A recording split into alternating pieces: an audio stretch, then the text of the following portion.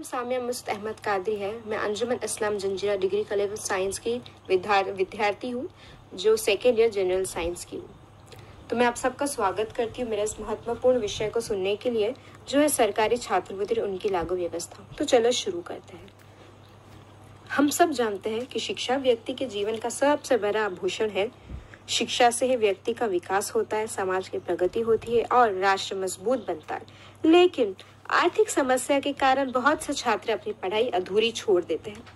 इसी कठिनाई को दूर करने के लिए सरकार ने विभिन्न प्रकार की छात्रवृत्ति योजनाएं शुरू की है, जो है स्कॉलरशिप।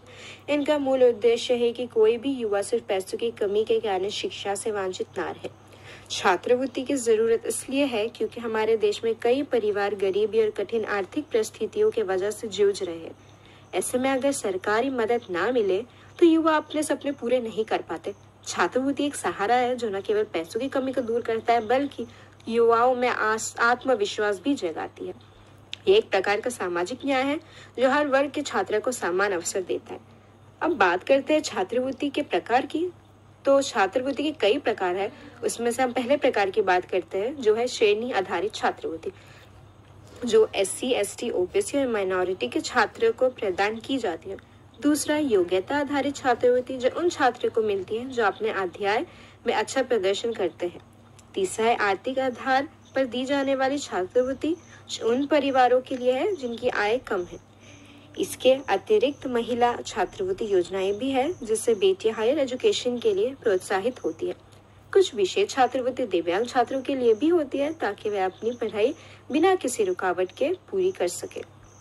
छात्रवृत्ति का लागू करना अब डिजिटल रूप से हो रहा है। नेशनल स्कॉलरशिप पोर्टल इसका एक उत्तम उदाहरण है।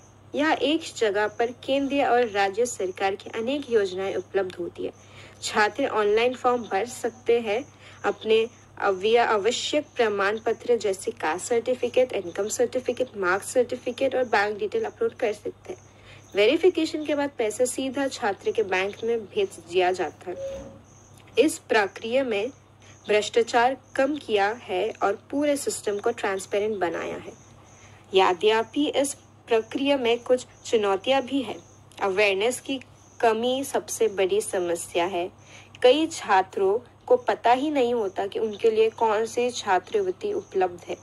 कभी कभी प्रमाण पत्र बनवाने में देरी होती है, जिसके कारण एप्लीकेशन रिजेक्ट हो जाता है और कई बार वित्त विभाग से पैसे समय पर रिलीज नहीं होता। इन सब चुनौतियों को दूर करने के लिए सरकार और शिक्षा संस्था उन दोनों को मिलकर प्रयास करना होगा। कॉलेजेस में अवेयरनेस कैंपस वर्कशॉप्स और हेल्पलाइन डेस्क बनानी चाहिए, ताकि हर छात्र अपनी हर एक जानकारी ले सके। छात्रवृत्ति का प्रभाव स्टूडेंट्स के जीवन पर बहुत गहरा होता है। यह उनके लिए एक नई राह खोलती है, जिससे वे अपने सपनों को पूरा कर सकते हैं। बहुत से छात्र, इनके पेरेंट्स मजदूर, किसान या छोटी नौकरी करते हैं, आज डॉक्टर, इंजीनियर, शिक्षक और वैज्ञानिक बन पाए हैं सिर्फ इसीलिए क्योंकि उन्हें सरकारी छात्रवृत्ति मिली है। इसे प्रेरणा लेनी चाहिए और इसे केवल एक वित्त साहित्य नहीं, बल्कि एक जीवन बदलने वाला उपाय मानना चाहिए। अगर हम इस छात्रवृत्ति का प्रयोग करेंगे तो ये हम सबका ही फायदा है। अगर हम थोड़ा भी समय पर इसे ना कर पाए तो इससे हमारा ही लॉस है।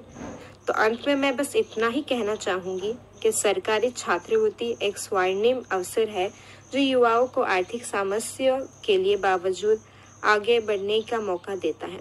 अगर इसका लागू कारण और मजबूत हो और स्टूडेंट्स में जानकारी बढ़े तो सचमुच हमारा देश सबको शिक्षा का सपना पूरा कर देने में मदद करेगा। हमें चाहिए कि हम इन योजनाओं का सही उपयोग करें, अपने जीवन को सफल बनाएं और देश की प्रगति में योगदान दें। धन्यवाद।